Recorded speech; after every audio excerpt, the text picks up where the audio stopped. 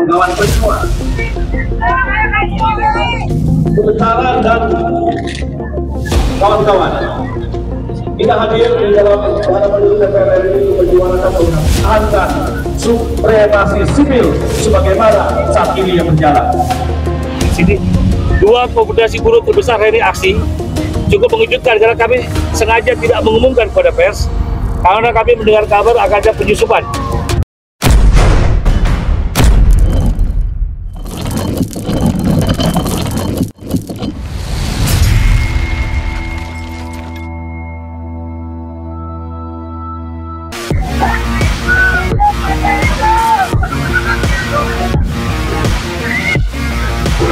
Kita tuntut apa? Hapus akses dan tolak upah murah, begitu?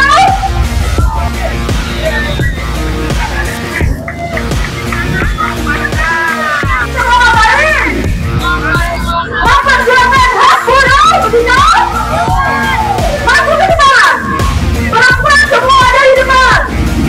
Kawan, sebagaimana tadi yang sudah diulang, sudah diucapkan, setahun lalu putusan Mahkamah Konstitusi telah memerintahkan agar pemerintah Indonesia kembali membuat undang-undang ketenagakerjaan yang dibuat terpisah dari undang-undang Omnibus Law.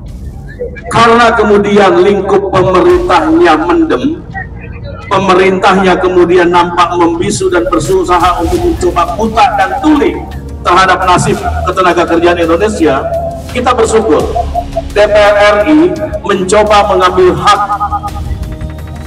untuk mengambil hak legislatornya sebagai inisiator terhadap undang-undang ketenagakerjaan itu. Tetapi sangat disayangkan kawan-kawan, hak inisiasi DPR RI diambil oleh saudara-saudara kita yang ada duduk di lembaga DPR RI. Tetapi sampai hari ini hampir 1 tahun undang-undang ketenagakerjaan itu nggak jelas turunannya. Itulah yang menyebabkan bahwa kita harus hadir kembali di DPR RI di sini dalam rangka untuk menuntut kepada DPR RI agar undang-undang ketenagakerjaan itu segera disahkan. Dua konfederasi buruh terbesar hari ini aksi cukup mengejutkan karena kami sengaja tidak mengumumkan kepada pers karena kami mendengar kabar akan ada penyusupan pada aksi-aksi kami yang kami menghindari konferensi pers sebelum aksi ini. Yang pertama, tuntutan kami supremasi sipil, buruh mengambil sikap akan berada di garis depan membela kepentingan supremasi sipil di Indonesia. Harga mati buat kami, apapun resikonya kami ambil. Jadi kami sudah perintahkan jutaan anggota kami dari 2 konfederasi buruh, dari 22 federasi di bawah KSPSI Andigadi dan KSPSI Tibal, kami siap berada di garis depan membela supremasi sipil. Yang kedua, kami meminta Polri mengusut tuntas para pelaku pembakaran fasilitas publik karena itu mencederai demokrasi. Demokrasi tidak dilakukan dengan pembakaran untuk perusahaan fasilitas publik karena itu berdasarkan dari uang hasil pajak rakyat. Kalau untuk peserta aksi demo yang tidak melakukan tindakan pidana, kami meminta kepada Kapolri dan jajarannya untuk melakukan restoratif justice kepada para peserta demo aksi yang tidak melakukan tindakan pidana. Kita tidak bayangkan kalau pelaku pembakaran DPRD yang mengakibatkan jiwa melayang lalu dibebaskan dengan RJ. Kami menolak keras. Tidak ada RJ untuk pelaku tindakan pidana. Karena itu melukai demokrasi sebenarnya. Jadi kepada teman-teman yang mendorong Polri untuk melakukan RJ secara keseluruhan, 2 konfederasi menyatakan penolakan keras. Bagaimana mungkin ada orang terpanggang api, ada yang meninggal, terus kita membiarkan itu saja? Mau dibawa kemana demokrasi ini? Yang ketiga, kami meminta DPR RI, saya akan bertemu Ibu Puan Maharani, langsung menerima kami, segera mengesahkan RUU Ketenagakerjaan. Kami berikan waktu, dalam waktu 3 bulan, harus segera berdiskusi terbuka. Karena buruh sudah menang di MK, jangan lagi DPR mempermainkan nasib buruh, bernegosiasi, berdiplomasi dengan pihak-pihak tertentu, tapi kami yakin DPR akan mendengarkan aspirasi rakyat. Yang berikutnya, yang keempat, kami meminta kepada seluruh anggota kami yang semua sudah setuju untuk mendukung pemerintahan Presiden Prabowo Subianto.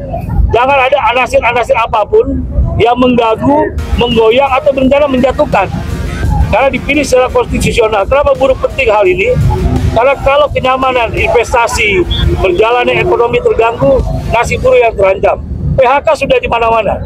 Kita harus realistis dalam menyikapi hal ini. Yang berikutnya, yang kelima teman-teman, dalam waktu 2 minggu ke depan, kami akan melakukan apel besar kebangsaan yang akan dilakukan di Jababeka Bekasi, melibatkan 100.000 buruh. Dipimpin saya bersama Bu Said Iqbal. Ini apel siaga 1. Kami tegaskan karena kami mendengar sesuatu yang tidak baik untuk demokrasi negeri ini. 1, tuntutan kami, jaga supremasi sipil, jaga NKRI, dan jaga demokrasi. Jadi teman-teman pers, 2 minggu dari sekarang, 2 komunitas buruh bersama 26 federasi akan menyiapkan apel besar kebangsaan Indonesia dipusatkan di kawasan industri Jababeka Bekasi. Dengan damai tentunya. Ratusan ribu buruh kami kerahkan karena basis anggota kami sangat kuat di Bekasi dan sekitarnya. Sekarang teman-teman sekalian, silakan kalau ada yang mau nanya. Ini kan dibilang supremasi sipil mendorong itu. Apakah salah satunya juga terkait dengan pengamanan di beberapa titik, salah satunya DPR ini dijaga TNI, dijaga polisi? Kami sudah melakukan sikap resmi, Bu Iqbal juga sudah. Kami meminta kepolisian lah yang menjadi pihak garda terdepan dalam menjaga rumah rakyat. TNI boleh dalam sifatnya membantu, tapi jangan jumlah TNI lebih besar daripada kepolisian menjaga rumah rakyat. Ini rumah rakyat. Rakyat mesti bebas mengungkapkan aspirasinya, pendapatnya. Tapi saya yakin teman-teman TNI tidak bermaksud apa-apa. Karena itu kami minta kepada Panglima TNI dan jajaran TNI untuk mengurangi jumlah pasukan.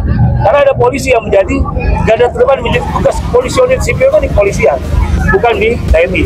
Tapi sekali lagi kami tegaskan, buruh Indonesia tidak ada kebencian dengan TNI, tidak ada sama sekali. Kami mengedepankan supremasi sipil adalah harga mati dan segalanya buat kami. Nanti 2 minggu lagi kan ada aksi Pak, apakah ini juga jadi ada apel besar? Apakah apel itu juga untuk sekalian menunggu bagaimana tuntutan-tuntutan yang dilakukan hari ini? Ya betul. Apel besar ini kami pusatkan di basis kekuatan kami di Bekasi. Karena kami akan kumpulkan seluruh kekuatan kami di Bekasi untuk mengingatkan pada pihak-pihak satu yang ingin memecah belah bangsa. Yang kedua, Polda Jawa Barat sudah mengumumkan ada dana asing yang terbukti masuk untuk melakukan peristiwa pembakaran penjarahan. Kami minta usut tuntas. Jangan biarkan negeri ini terjadi seperti Nepal dan lain-lain. Kita lihat Filipina sudah mulai bergerak. Kita lihat negara-negara sudah mulai bergerak. Jaga Indonesia, jaga NKRI. Karena itu apel siaga. Kebangsaan itu tidak bermaksud untuk show of force, tidak ada. Tapi kami mengingatkan, kami sebagai elemen buruh terbesar di Indonesia, mengingatkan kita harus menjunjung tinggi supremasi sipil. Karena supremasi sipil adalah amanah reformasi yang harus kita jaga ke depan selamanya. Ya, nanti rencananya jam berapa ketemu Mbak Puan? Ya, sekarang sudah ditunggu oleh Bu Puan, diterima oleh Bu Puan dan para pimpinan DPR, dan ada dari Komisi 9 DPR RI. Jumlah buruh hari ini? Jumlah buruh itu ada 2, dari KSP dan KSPSI, perkiraan kami sekitar 7.000-an. 7.000 masa buruh. Ada beberapa bis yang dari daerah Bogor dan sekitarnya masih tertahan, kemungkinan bisa sampai sini jam 1 siang. Tapi kami membatasi sekali lagi kawan-kawan. Biasanya para penyusup atau aksi kerusuhan masuk di sore hari. Karena itu saya batasi aksi ini sampai 13.30, buruh akan menarik diri. Ini untuk sebagai sumbangsi kami pada negeri ini, bahwa kami tidak ingin ada kerusuhan atau kericuhan, nggak ada. Buruh tidak pernah melakukan perusahaan apapun, walaupun dalam jumlah besar. Dan sebentar lagi, kami mengajak teman-teman Polri dan TNI berdoa bersama, bersolawat bersama nanti. Membuktikan bahwa aksi ini tidak perlu takut, tidak perlu ada yang seram-seram, nggak ada. Demokrasi hal yang biasa, menyampaikan aspirasi hal yang biasa, tetapi dengan damai. Jadi sekali lagi teman-teman pers, kenapa buruh begitu keras menolak RJ pada pelaku tindak pidana? Ya nggak boleh. Masa bakar orang kita RJ kan, itu kasihan keluarga korban, itu sangat tidak adil. Ada lagi teman-teman? Ya.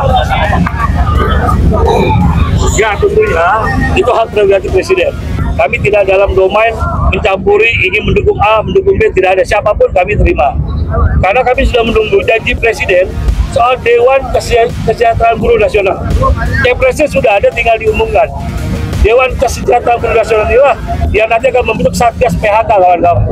Jadi kepresnya sudah siap strukturnya, yang akan diisi oleh akademisi, pimpinan buruh, juga ada institusi pemerintah, itu bagaimana menuntaskan segala persoalan buruh, perumahan, jaminan sosial, PHK, kesejahteraan masyarakat, semua ada di situ. Baik, atur nuhun, terima kasih teman-teman.